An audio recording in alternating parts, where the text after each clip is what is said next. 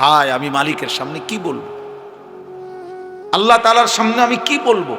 তিনি যখন আমাকে জিজ্ঞেস করবেন, আহা বদনসিব, জানেও না, কোনো আখলাক নাই, জীবন মানে লাগাম ছাড়া, জীবন মানে চাহিদা পূরণ। আরে দোস্ত, তোমরা জানো না, একটা জিনিস মনে রাখো, জীবন যার শুধু এটাই যে আমার যা মন চাচ্ছে তাই পূরণ করব, চাহিদা পূরণ, এটাই যার জীবন। হালাল না হারাম, উচিত না অনুচিত, করণীয় না বর্জনীয়, এত কিছু আমার দরকার না, আমার চাহিদা পূরণ। আমার টাকা দরকার 12 লাখ, আমার এখন লাগবে টাকা, তো অতএব জমি বেচা লইলাম 6 লাখ, সুদে কিস্তিতে মিলাই নিলাম 6 লাখ 12 লাখ, কারণ আমার দরকার, চাহিদা পূরণ। আমার নারী দেখা দরকার, অতএব আমি এখন মোবাইলে পারি, টেলিভিশনে পারি, যেমনে পারি, রাস্তার মধ্যে পারি, উলঙ্গ ছবি দেখলাম, নারী দেখলাম, বেহায়া বেপর্দা দেখলাম, আমার চাহিদা পূরণ হওয়া দরকার। এটা হালাল না হারাম আমার এটা জানার দরকার নাই। এই মানসিকতা যাদের, প্রত্যেক কাজে একটা ছেলেও মনে রাখো বাপ, হালাল হারামের পার্থক্য যার মধ্যে নাই, জায়েজ না জায়েজের পার্থক্য অনুভূতি যার মধ্যে নাই, ও কোনো মানুষ না, ও পুরাটাই জানোয়ার, ও পুরাটাই জানোয়ার, ওইটা পুরাটাই জানোয়ার।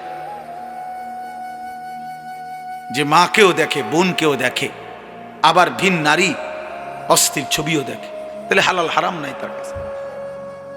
সালামও দেয়, গালিও দেয়, হালাল হারাম নাই। হালাল টাকাও নেয়, সুদের টাকাও নেয়, হালাল হারামের পার্থক্য নেই। এটা ইনসান না, কারণ সে বুঝছে জীবন মানেই হচ্ছে চাহিদা পূরণ। আমার চাহিদা পূরণ হইতে হবে, কে নিষেধ করলো, কে কি বললো। এর অসংখ্য ছেলে পেলের দেখবেন চলাপড়া দেখলে বুঝাই যায়, এই অপদার্থ জানে না যে এটা উচিত কিনা, মানায় কিনা।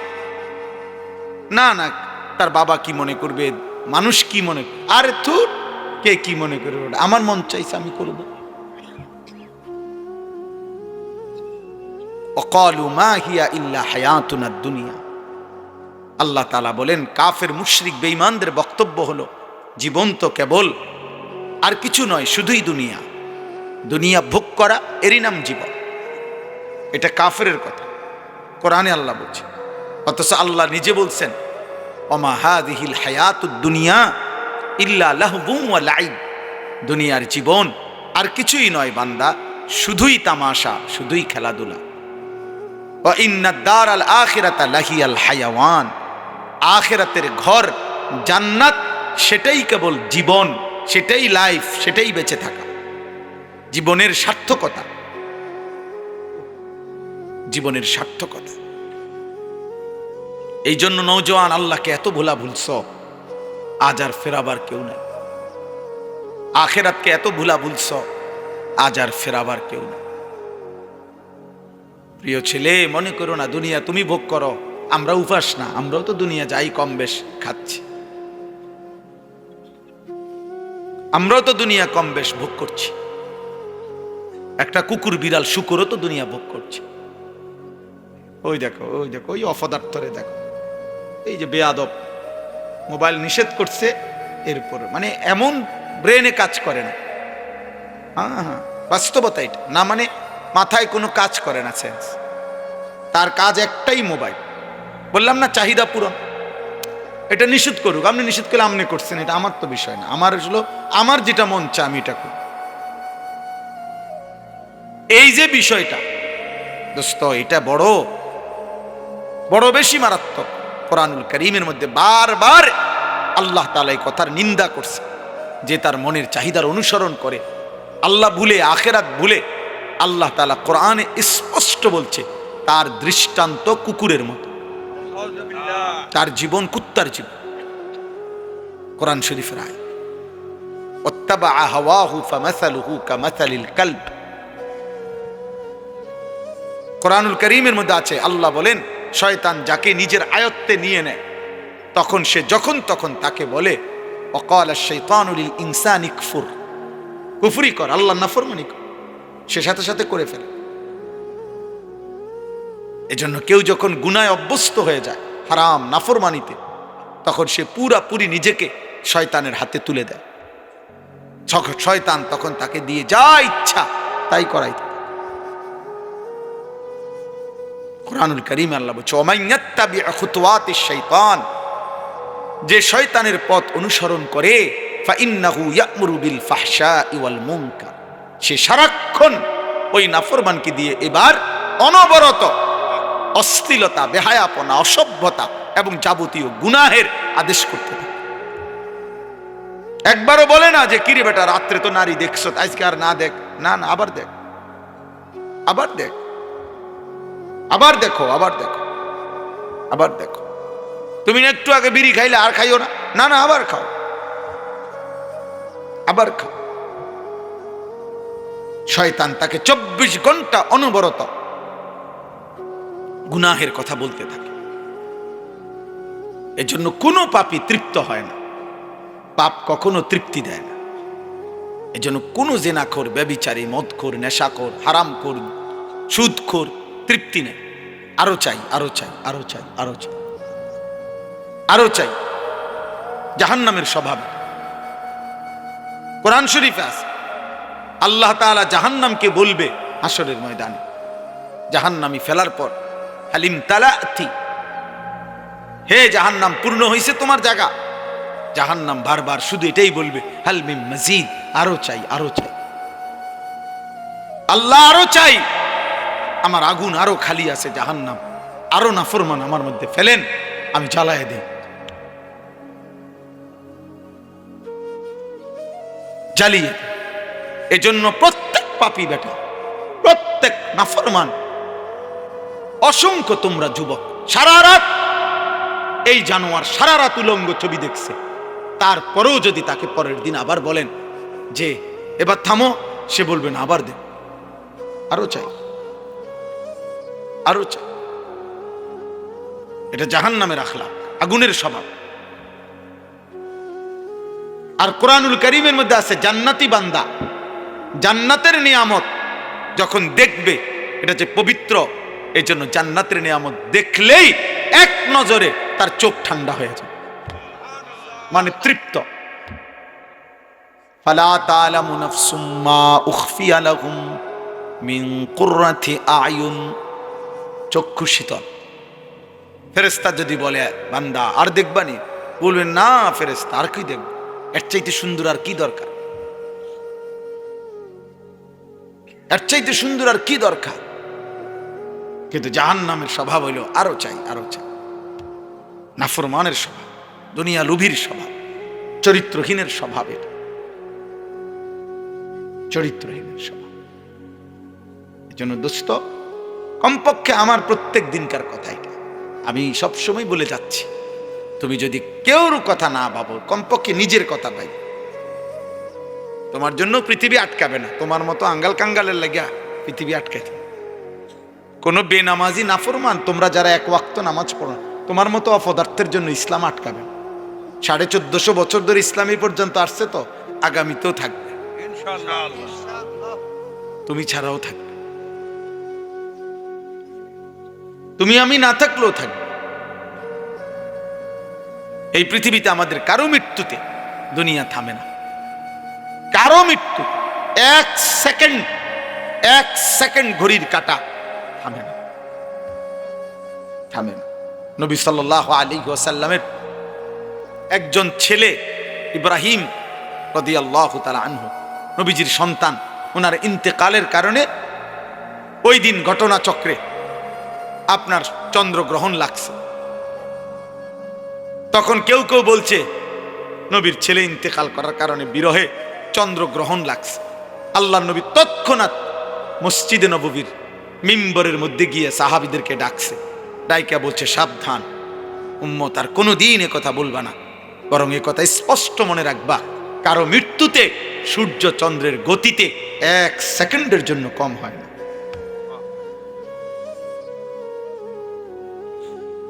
ইন্না শামসা ওয়াল কামার লা ইয়াখসিফানি লিমাউতি আহাদিন, কারো মৃত্যুতে চন্দ্র সূর্যের গ্রহণ হয় না। পৃথিবী চলে, দুনিয়া চলে, দুনিয়া থাকবে, কিন্তু তুমি আমি ছাড়া আখিরাতে আটকায় যাবে। এজন্য আলহামদুলিল্লাহ আমি অনুরোধ করছি, বুঝাইতে চাইলাম, অনেক ছেলে মাশাআল্লাহ, অনেক ছেলে তোমরা, কিন্তু আল্লাহর মেহেরবানি চেহারা দেখেই বোঝা যায় অধিকাংশ বেনামাজ। বা বোঝা যায় চেহারা, চুল দেখলেই বোঝা যায় মুশরিক তোমার পছন্দ, চুল দেখলেই বোঝা যায় কোন ইহুদির বাচ্চা, কোন মুশরিকের বাচ্চা, কোন বেঈমানের বাচ্চা তোর কলিজার মধ্যে। খোদার কসম বেটা, চুল চেহারায় যার বেঈমানের মতো, তার কলিজাটাও বেঈমানের মতো। চুল তোর বেঈমানের মতো, দিল বুঝি, অন্তরে বুঝি তুই জোনায়েদ বাগদাদি বেটা। বুঝো না? তুমি বুঝো না এটা? প্রত্যেক মানুষের চেহারা তার অন্তরের প্রতিচ্ছবি। মানুষের চেহারা মানুষের অন্তরের হালাত বলে দেয়, এটা প্রসিদ্ধ প্রমাণিত কথা। এটার একটা সহজ উদাহরণ হইল, যেই কোনো মানুষ মানুষের চেহারার দিকে তাকাইয়া বলে যে কি মন খারাপ, তাহলে মন যদি খারাপ, সেটা অন্তরে, অন্তরের মধ্যে অস্থিরতা, কিন্তু প্রকাশ পাচ্ছে চেহারা। মানুষের চেহারার দিকে তাকাইয়া মানুষ বলে কি খবর, খুব ফুর্তিতে আছো, মনে বড় ফুর্তি নাকি? হ্যাঁ, মনের ফুর্তি চেহারায় কি পায়? প্রকাশ। এই জন্য মানুষের চেহারাকে বলে, মানুষের বাহ্যিক অবয়ব আকৃতিকে বলা হয় অন্তরের প্রতিচ্ছবি। অন্তরে কারো আল্লাহ আছে কিনা, ঈমান আছে কিনা, আখিরাতের কথা মনে আছে কিনা, দোস্ত তোমার চুল চেহারা, তোমার সারা দিনকার অঙ্গভঙ্গি, চলা ফেরা, উঠা বসা, এটা দ্বারাই বোঝা যায়।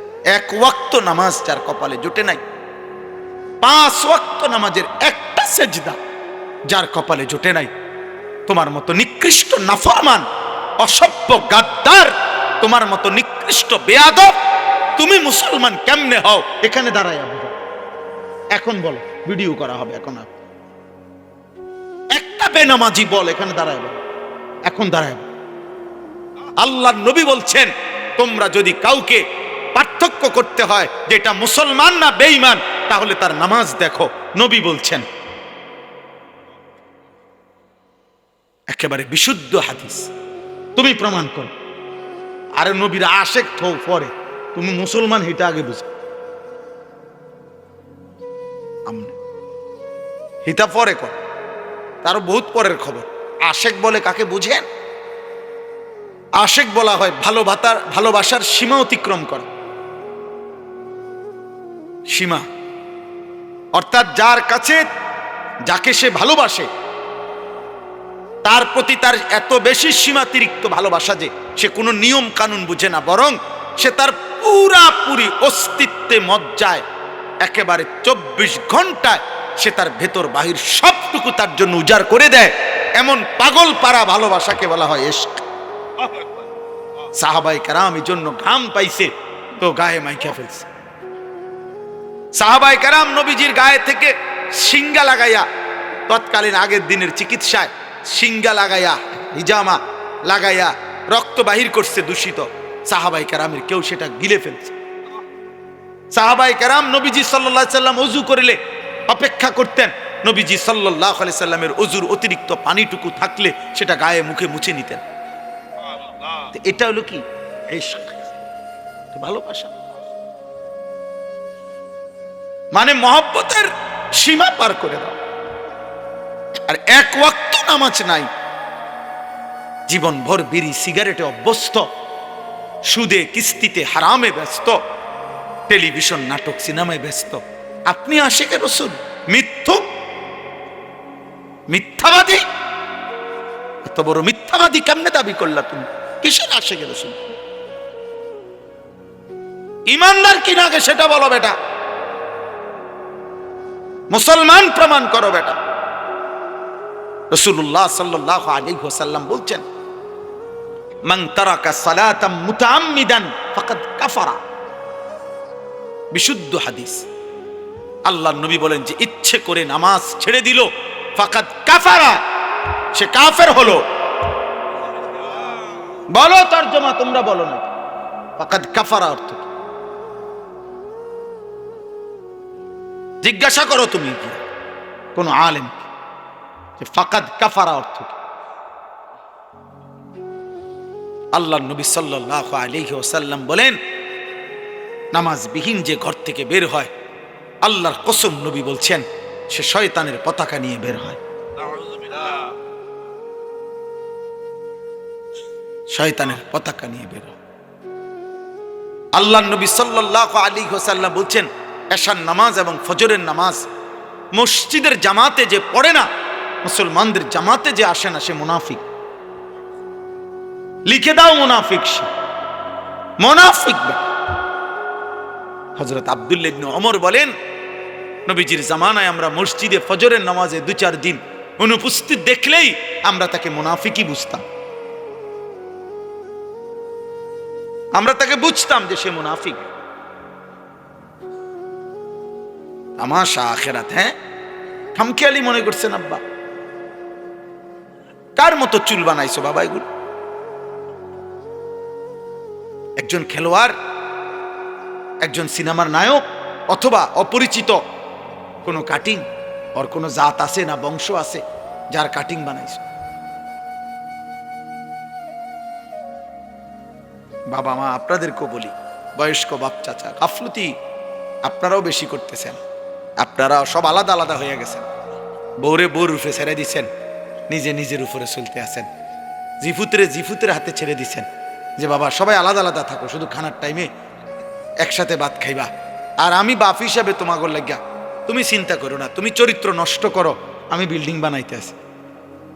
তুমি নারী দেখো সারা রাত, উলঙ্গ ছবি দেখো, আমি আব্বা তোমার জন্য খাট বানাই দেব।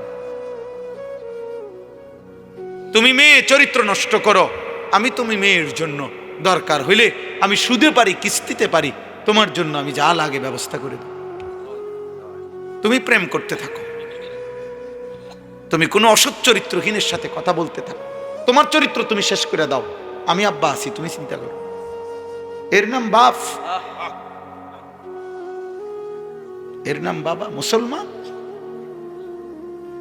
এটা বুঝি কথা হইল? এতগুলো ছেলের চেহারায় তোমাদের কোনো নামাজের চিহ্ন নাই। ছি ছি ছি ছি। আমি দাঁড় করাই, না তো প্রতিবাদ করো। তোমরা প্রতিবাদ করো যে না হুজুর আমরা নামাজ পড়ছি অধিকাংশ, আমি তাহলে দাঁড় করাই বেনামাজি। বেনামাজি তো হাইওয়ান, বেনামাজি তো চতুষ্পদ জন্তু। বেনামাজি চতুষ্পদ জন্তু তো সে আনআম। তার দিল আছে, সে আল্লাহকে বুঝে না। তার কান আছে, সে আল্লাহর কথা শুনে না। এত বড় মসজিদের আজান, 4টা হরন দিয়ে আজান দিছে, চারিদিকে 10টা মসজিদে এক লগে আজান হয়েছে। নাফরমান তোর কানে 10টা মসজিদের আজান হয়েছে, শুনছ, কিন্তু এরপরও আল্লাহকে সেজদা দিলি না। তো তোর চাইতে, আরে বেটা, ইবলিসকে তো আল্লাহ একবার বলছে সেজদা দিতে, সে একবার সেজদা দেয় নাই, আল্লাহ তাকে বিতাড়িত করছে। প্রতিদিন 5 ওয়াক্ত নামাজে মসজিদের আজান দিয়া তোকে বেটা কতবার বলা হয় সেজদা দিতে? তুই তো ইবলিসের চাইতো খারাপ বেটা, শয়তান কোথাকার বেটা। তোকে আল্লাহ ডাকে নাই?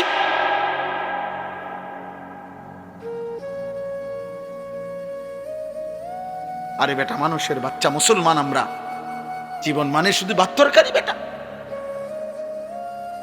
জীবনের কিছু চাহিদা পূরণ হইতেছে দুনিয়াবি, এরই নাম জীবন। এতটুকু চাহিদা তো জানোয়ারেরও পূরণ হয় বেটা, এতটুকু চাহিদা তো কুত্তারও পূরণ হয়, বিড়ালেরও পূরণ হয়, শুকরেরও পূরণ হয়। চলো বাপ, চলো ভাই, ফিকির করে, ফিকির কর। বারবার আসা খুব কঠিন। এই আমার প্রিয় মৌলানা ওলিউল্লাহ অনেক লাইগা থাইকা এতে কাফে আমারে সেই সারাক্ষণ পেরেশানি করে, এরপরে কত খান দিয়া জোড়া তালি দিয়া এই ডেট মিলাইছে। বারবার আসাটা কঠিন আব্বা। দোস্ত আমার, বন্ধু আমার, সাথী আমার, মূলত তোমারে জাহান্নামে পাঠায় দেওয়া মাকসাদ না, মূলত তোমাকে সরিয়ে দেওয়া মাকসাদ না। এই সব ধমক, এই ধমকের মাকসাদ তোমার কলিজায় যদি বিবেক আসে, তোমার ভিতরে যদি কোনো অনুভূতি জাগে, আমি তো আমার প্রতিপক্ষ না যে আমি এই দলের, আমার বিরোধী দলের লোকরে ফাইসি সুবিধা মতো যেন সুরে এলাম কতক্ষণ। এমন কিছু না বাপ, আমি কোনো প্রার্থী না, আমার কোনো মার্কা নাই। আমরা প্রত্যেকে ইনশাআল্লাহর জন্য আমি অনুরোধ করছি, আমরা যদি বুঝি কিংবা না বুঝি আমাদের মৃত্যু হবে। আমাদের মনে থাকলেও মরে যাব, মনে না থাকলেও মরে যাব। আমরা হাসলেও মরে যাব, কাঁদলেও মরে যাব। সুখেও মৃত্যু হবে, দুঃখেও মৃত্যু হবে। রাজপ্রাসাদেও মৃত্যু হবে, জীর্ণ কুড়ে ঘরেও মৃত্যু হবে। সেজদা দিতে দিতে কেউ আব্দুল কাদের জিলানি হলেও মৃত্যু হবে। আল্লাহর নাফরমানি করতে করতে কেউ ফেরাউন নমরুদ হলেও মৃত্যু হবে। হবে কি না বলে? ছেলেরা বলো না বাপ হবে? তো তুমি বাপ কি করছো? তোমরা ছেলেরা বলো কি করছো আব্বা? একটি জাতির যুব সমাজ যদি নষ্ট হয়ে যায়, একটি জাতির যুব সমাজ যদি অকর্মণ্য হয়ে যায়, মেরুদণ্ড যদি ভাঙ্গা যায়, ওই মানুষ আর দাঁড়াইতে পারে। মেরুদণ্ড যদি ভেঙে যায় তাহলে ওই মানুষ আর বসতেও পারে না। খোদার কসম, কিতাবে আছে প্রত্যেক জাতির যুব সমাজ ওই জাতির মেরুদণ্ড। আশ-শাবাবু হুম আসাবুল উম্মাহ। প্রত্যেক জাতি, এই পৃথিবীতে যত আন্দোলন, যত ইতিহাস, যত ঐতিহ্য, যত মতবাদ, যত চেতনা এই পৃথিবীতে প্রতিষ্ঠিত করতে হয়েছে, মানে যৌক্তিক হোক অযৌক্তিক হোক, প্রত্যেক চিন্তা চেতনা মতবাদ কোনো কিছু যদি পৃথিবীতে প্রতিষ্ঠিত করতে হয়েছে, তো যখনই রক্ত লাগছে, জীবন দিতে হয়েছে, আত্মোৎসর্গ এরকম লাগছে যতবার, যতজন, প্রতিবারই রক্ত দেওয়ার যতবারই প্রয়োজন হয়েছে, রক্ত ঝরেছে যুবকের রক্ত।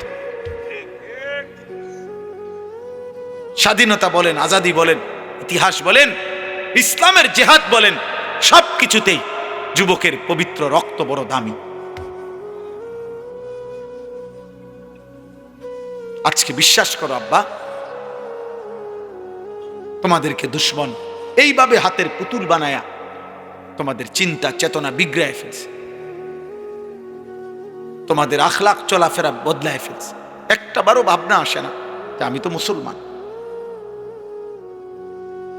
আমি তো মুসলমান, একজন মুসলমান, আমি সারাটা দিনে একটা ওয়াক্ত নামাজ না পড়ে কেমনে ঘুমায় গেলাম। আমি কত চিন্তা করছি আমার জীবনে, আমি এটা অনেক সময় ভাবি, আমার এটা মানে রীতিমতো শরীরটার মধ্যে কাঁপ দিয়া ওঠে যখনই আমার মনে হয় যে ইন্না লিল্লাহ, এটা কি মুসলমান রে, 365 দিনে খোদার 1 বছর এই নাফরমানি ডাকাত কোনোদিন ফজরের নামাজ পড়লো না। হায় হায় হায় হায়, মুসলমানের বাচ্চা এত বড় নিকৃষ্ট হলো কেন? এমন আল্লাহ ভুললো কেমনে? মালিক এভাবে ভুলে যায় কেন? কেউ তোমারে মনে করাইলো না বাবা, কেউ তোমারে বললো না একবারও? আমার মা আমারে আজীবন আলহামদুলিল্লাহ নামাজের কথা বলছে। আমার মায়ের বয়স এখন 75 বছর, আমার মা আজও বৃদ্ধ বয়স, মাহাজুর হয়ে গেছে, মা আমার অসুস্থ, দুর্বল একদম, অনেকক্ষণ লাগাইয়াও 1-2 শব্দ কথা কইতে কষ্ট হয় মার। সেই মা আজও 75 বছর বয়সে আমার আম্মা আজও আমারে জিগায়, ফুত নামাজ উঠছ? কসম আল্লাহ, আমাকে জিজ্ঞাসা,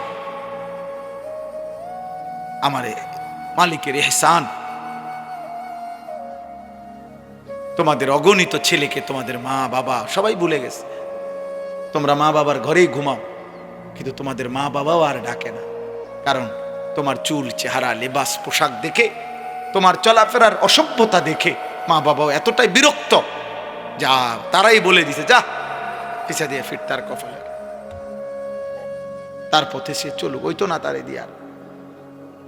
কাঁদে অনেকে, হুজুর চেষ্টা করছি, ওই তো না। আজকে একজন আমারে বলছে, হুজুর আমি 2টা বছর আপন সন্তানের কাছে কত কান্দা কাঁদছি, আল্লাহর একটা সেজদা দিতে দেয় না। এই জন্য বললাম, কোন মানুষের জন্য এর চাইতে বড় লানত অভিশাপ আর কি, যে তার আপন মা বাবাও এখন আর তার আখিরাতের জন্য ভাবে না। বিষয়টা চিন্তা করে দেখ, আপন বাবা মা ছেড়ে দিছে, যা পরে দিয়ে আর হইতো না, তাহলে আর তার জন্য দুনিয়াতে ভাববে কে? এর চাইতে আপন হবে কে?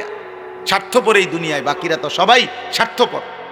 তো এখন মা বাবাও যদি ভুলে যায় তাহলে আব্বা তোমা করে ফিরাবে কি? রশি ছেড়ে দিলে গাভী, রশি ছেড়ে দিলে ছাগল, রশি ছেড়ে দিলে বকরি পথ হারায় ফেলে। কেউ যদি ধরে না রাখে, কেউ যদি ধরে না রাখে, খোদার কসম আমি বললাম, তাহলে তো সে পথ হারায় ফেলে। ঠিক তেমনি ভাবে আল্লাহ তাআলা প্রত্যেক জামানায় নবী পাঠাইছেন, রসুল পাঠাইয়াছেন, কোরআন কিতাব পাঠাইছেন, ওলামা পাঠাইছেন। পৃথিবীতে যত বড় মহামারী হোক, যত ঘূর্ণিঝড় আর জলোচ্ছ্বাসে হোক, পৃথিবীতে কখনো এই 1450 বছরে এমন হয়েছে যে গোটা পৃথিবীতে অঞ্চলকে অঞ্চল আর কোনো হুজুর নাই? কথা বোঝেন নাই আমার? এমন হয়েছে? এমন শুনছেন কখনো? না। আল্লাহ বলছেন আমার বান্দাকে ধরে রাখার জন্য, আল্লাহর দিকে ফিরাবার জন্য, আমার কথা পৌঁছাবার জন্য আমি কুদরতি ভাবে ব্যবস্থাপনা প্রত্যেক জামানায় করে আসছি। ইসরাফিলের ফু পর্যন্ত করতে থাক। আমার কথা হবেই, আমার কথা বলবেই, আমার দিন প্রচার হবেই হবে। এভাবেই একদিন ইসরাফিল ফু দিবে। এই জন্য আমার শেষ কথা, আমি যে দুইটা আয়াত পড়ছি, এই দুইটা আয়াতের এই আর একটু কথা। আল্লাহ তাআলা বলেন ওয়াকালু আইদা যালালনা ফিল আরদ আইন্না লাফি খালকিন জাদীদ। দোস্ত, এই শেষ আর 5 মিনিট কথা মনোযোগ দিয়ে শুনুন। দুইটা আয়াতের তর্জমা। আল্লাহ তাআলা বলেন সমস্ত কাফের মুশরিক মক্কার বেঈমানরা নবীজিকে প্রতিদিন বলতো, মুহাম্মদ আমরা সবাই মৃত্যুর সাথে সাথে কবরে মাটিতে একটা সময় পরে আমরা মিশে যাব, হারিয়ে যাব মাটির সাথে। এরপরে পুনরায় আমাদেরকে সৃষ্টি করে হাসরের ময়দানে আবার উঠাবে। এটা কিভাবে সম্ভব? কিভাবে সম্ভব? কই পাইবে আমাদেরকে? কিছু ছেলে দেখেন কি পরিমাণ অসভ্য, ও যে বারান্দায় দাঁড়ায় কথাই বলতেছে। আর এই বদনসিব রে, আজীব দেখছেন, গাদ্দার কেমন, ন্যূনতম কোনো ভয় বলতে কিছু। আহা, কিছুই মনে করে না, কাউকে কিছু মনে করে না। আল্লাহ কি, রসুল কি, কোরআন কি, আখেরাত কি, কিচ্ছুর দরকার নেই। ওর চাহিদা পূরণ, ওর মনের ইচ্ছা। এই সমাজটার এই হালাত। আপনারা তাকায় দেখেন, এই 2-4 জন যারা বাবা চাচা আছেন, আপনারা আপনাদের ছেলেরা একসাথে হয়েছে, আপনারা দেখেন আপনাদের ছেলেদের চেহারা, এগুলো আপনাদেরই সন্তান। কারো ভাতিজা, কারো ছেলে, কারো সন্তান, কারো চাস্তো ভাই, কারো মামতো ভাই। এরা নর্থ বেঙ্গলের থেকে আসে নাই, এরা পার্বত্য চট্টগ্রাম থেকে আসে নাই, এরা কাছাকাছি জায়গা, সর্বোচ্চ 20 কিলোমিটার হবে না, 10 কিলোমিটার জায়গার মানুষেরা।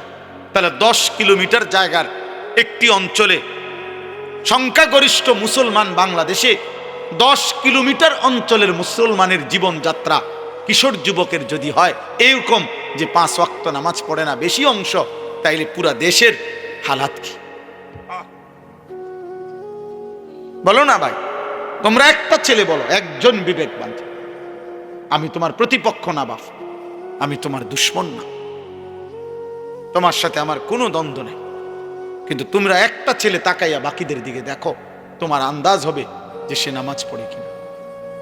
তাহলে মাত্র 10 কিলোমিটার জায়গার মধ্যে যদি এখানে মনে করেন, এখানে যদি 500 ছেলে হয়, 450 নামাজ পড়ে, তাহলে কোনো 10 কিলোমিটার জায়গার 500 যুবক কিশোর, তার মধ্যে যদি মুসলমান 450 নামাজই না পড়ে, তো মুসলমানের প্রাধান্য কই থেকে আসবে?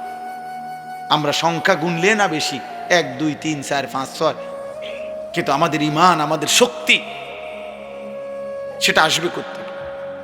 এই জন্য ইসরায়েলের ইহুদি মাত্র 92 থেকে 97 লাখ। জানেন ছেলেরা, বাবা তোমরাও শুনো, যে ইহুদিরা ইসরায়েলের আমাদের মুসলমান ফিলিস্তিনের উপরে জুলুম করছে, তারা মাত্র 1 কোটি না, 92 থেকে 97 লাখ মাত্র। পুরা দেশের জনগণ এই মাত্র 92 থেকে 97 লাখ বেঈমান। তাহলে তার মধ্যে আবার অসংখ্য লোক আছে যারা মারামারি হানাহানি পছন্দ করে না।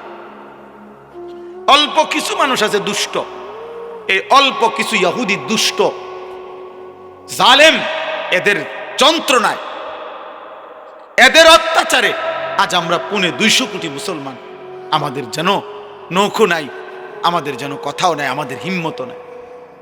আমাদের কত স্লোগান, আমাদের কত মিছিল, আমাদের কত গণসংযোগ সারা পৃথিবী জুড়ে আমরা, কিন্তু কোনো কিছুতেই ওরা ফিলিস্তিনের উপরে জুলুম থামায়। চিন্তা করে,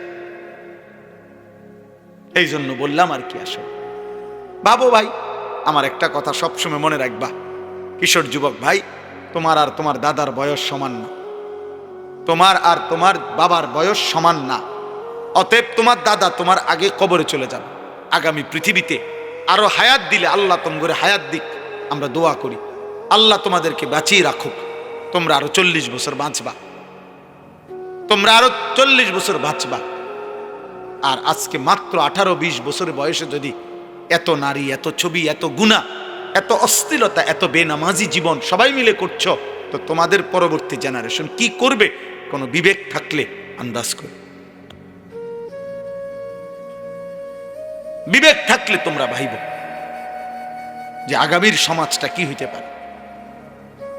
গতকালকের পত্রিকার রিপোর্টে আসছে, মাত্র 1 বছর 24 সাল এবং 25 সাল, 1 বছরের ব্যবধানে পত্রিকার রিপোর্ট হলো যে বাংলাদেশের মধ্যে আপনার এইডস আক্রান্ত রোগী গত 10 বছরের চাইতেও সংক্রমণ HIV আক্রান্ত ব্যক্তির পরিমাণ অনেক বেড়ে গেছে। অবাধ যৌনাচার, জিনা, ব্যভিচার, নারী পুরুষ, ছেলে ছেলে হারাম অশ্লীল সম্পর্কের কারণে এইডস আক্রান্ত, HIV বেড়ে গেছে। চিন্তা করেন। এই জন্য বললাম, আগামীর সমাজে তোমার কিংবা তোমার পরিবারের নিরাপত্তা তো দরকার, চরিত্রের পবিত্রতা তো দরকার। কেউ তো চাইবে না তার মাকে, তোমরা যেমন আজকে নারী দেখো, উলঙ্গ ছবি দেখো, তুমি একবার ভাবো তোমার মাকে এমন কেউ দেখুক? তুমি একবার ভাবো তোমার বোনকে এমন উলঙ্গ দেখুক? তুমি একবার ভাবো তোমার মেয়েকে একবার কেউ উলঙ্গ দেখুক? আত্মমর্যাদা, রক্তে যদি 1 ফোঁটা ঈমান থাকে, সে কি এটা মেনে নিবে? তাহলে তুমি যাকে দেখছো সে তো কারো মা, সে তো কারো বোন, সে তো কারো মেয়ে, সেও তো কারো ফুফু, সে তো কারো খালা। আল্লাহ আমাদেরকে বিবেক দান করেন। এজন্য আল্লাহ বলেন, ওয়াকালু আইদা যালালনা ফিল আরদ আইন্না লাফি খালকিন জাদীদ। প্রত্যেক যুগের পাপী, নাফরমান, মুশরিকরা তারা বলতো, নবীজিকেও বলছে মক্কার কাফেররা, যে মুহাম্মদ আমরা হারিয়ে যাব মাটিতে, মাটির সাথে মিশে একাকার হয়ে যাব, আমাদেরকে পুনরায় নতুন করে আখিরাতে কিভাবে আল্লাহ সৃষ্টি করবে, পাবে কোত্থেকে আমাদের? আল্লাহ বলেন, বাল হুম বিলিকাই রাব্বিহিম কাফিরুন। আসলে বন্ধু, বিষয়টা এটা না, বিষয়টা হলো ওরা বুঝে আমি এটা করতে পারবো, কারণ আমি আল্লাহ সর্বশক্তিমান, এটা ওরাও মানে। আর সর্বশক্তিমান যিনি, তিনি সব করতে পারেন, তাইলে এটা আমি যে পারবো এটা তারা জানে। কিন্তু মূল বিষয় হলো দোস্ত, তারা জানে আজকে যদি এই বেঈমানগুলো মুখে বলে যে আমরা আখিরাত বুঝছি, মানলাম, তাইলেই তো অসভ্যতার এই জীবন, অশ্লীলতার এই জীবন, নাফরমানির এই জীবন, চুরি, ডাকাতি, মদ, জিনা, ব্যভিচার, হত্যা, খুন, ধর্ষণ, নির্যাতন, অশ্লীলতা এগুলো ছেড়ে দিতে হবে, আল্লাহর হুকুম মানতে হবে। এই জন্য আমার সামনে মুখোমুখি হইলে কেমনে নিজের পাপের হিসাব দিবে, গুনার হিসাব দিবে, এইটা তারা চায় না। এই জন্য ইচ্ছা করে আখিরাতকে বুঝতে চায় না, বুঝতে চায় না। এবার আল্লাহ বলেন, শেষ কথা হলো, কুল ইয়াতাওয়াফাকুম মালাকুল মাউতিল্লাযী ওয়াক্কিলা বিকুম সুম্মা ইলা রাব্বিকুম তুরজাউন।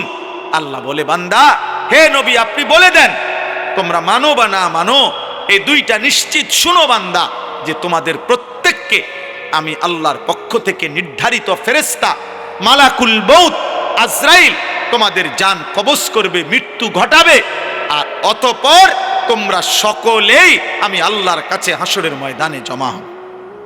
অর্থাৎ মৃত্যুও হবে, আখিরাতও হবে।